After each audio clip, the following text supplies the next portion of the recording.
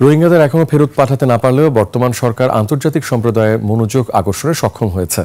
উপদেষ্টা পরিষদের বৈঠক শেষে এমনটাই জানান প্রেস সচিব শফিকুল আলম। বৈঠকে দুর্নীতি দমন কমিশন অধ্যাদেশ সহ 4টি অধ্যাদেশ অনুমোদন দেওয়া হয়েছে বলেও জানান তিনি। মেহেদী হাসানের রিপোর্ট।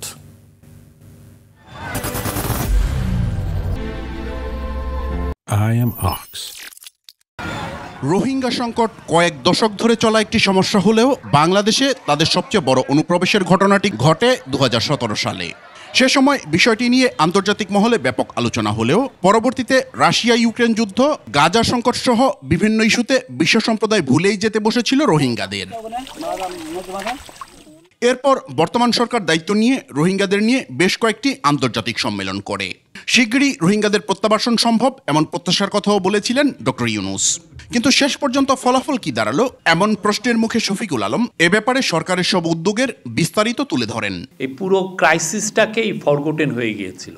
এই ক্রাইসিসটা নিয়ে কেউ কোনো কথাও সেইভাবে আসলে বলেনি। এই ইন্টারিম গভর্নমেন্টের সবচেয়ে আমি বলবো যে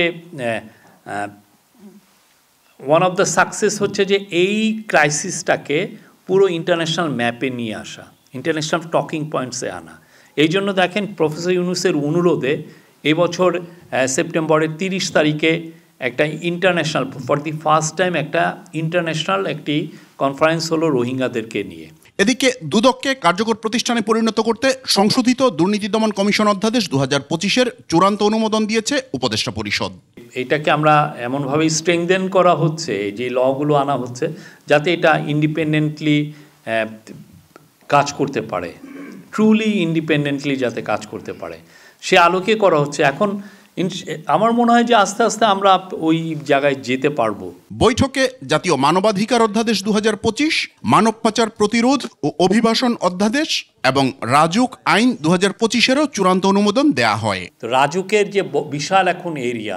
মেহেদী হাসান, 21 টেলিভিশন, ঢাকা।